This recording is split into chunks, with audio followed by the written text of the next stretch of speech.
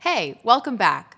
Whether you're organizing your personal data for your own use or organizing project data for work, there are certain procedures you want to follow to make sure your data is easy to find and use. In this video, we'll cover some best organization practices and also check out some different ways project data can be organized. There are plenty of best practices you can use when organizing data, including naming conventions, foldering, and archiving older files. We've talked about file naming before, which is also known as naming conventions. These are consistent guidelines that describe the content, date, or version of a file in its name. Basically, this means you want to use logical and descriptive names for your files to make them easier to find and use. And speaking of easily finding things, organizing your files into folders helps keep project-related files together in one place. This is called foldering. For example, all of the files related to your vacation plan might go in the Vacation 2025 folder. You might then break that folder down even further by creating subfolders like itinerary or photos, depending on what else you'd like to easily access. It can also be useful to move old projects to a separate location to create an archive and cut down on clutter. It's so much easier to find and use my files when I name them something meaningful and searchable, and when I organize them into folders. It makes all my data more accessible and useful. In addition to these 3 best practices, there are 2 more things you'll want to consider when organizing data for work use.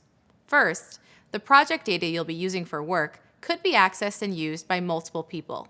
So it's important to align your naming and storage practices with your team to avoid any confusion.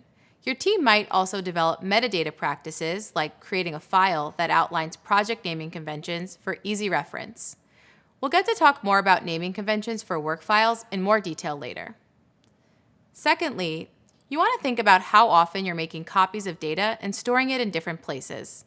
Most importantly, because if data is stored in lots of different databases or spreadsheets, it can contradict itself and lead to mistakes later on. Also, storing data in multiple places takes up a lot of space. Relational databases can help you avoid data duplication and store your data more efficiently. You can use these practices to organize data in different ways according to your project. So let's look at some examples of data organization. I have some sample project folders here, each organized in a slightly different way. Let's open them up and see what they look like. We'll start with the high-level Finances folder.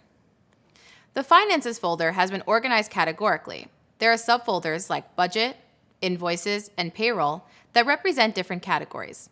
Let's click on Invoices to see what's in there. So in the Invoices folder, you can see that we have another set of subfolders labeled by year. 2014, 2015.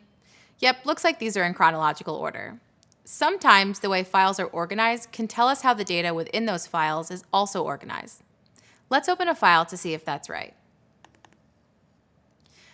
So in the 2014 subfolder, there's a file with invoices from June. If we open it, we can see that they've been organized by date, just like the folders. There's different ways to organize data depending on what you need it for. The categorical organization of the subfolders in Finances made it easy for me to go straight to the invoices, but the chronological organization of the Invoices subfolder can help us find financial data from the exact date we're looking for. There's other ways to organize data too, in order of importance or even by location. For example, a company might use hierarchical organization so that employee data mirrors the structure of their employee organization. Or a company working with geographical data might choose to organize by location. It's a good idea to take time early on in a project to consider what the best organization methods will be for you and your team to stick to. Here's another way to think about it. Unorganized data is like a messy room. It's overwhelming, hard to find anything in, and gets worse the longer you avoid cleaning it up. But by making sure early on you know where to put your files, you can keep your work data organized, easy to use, and error-free. Now that you see how important it is to keep data organized for both personal and work use, we'll take a closer look at file naming conventions and how they carry over into your databases. See you in the next video.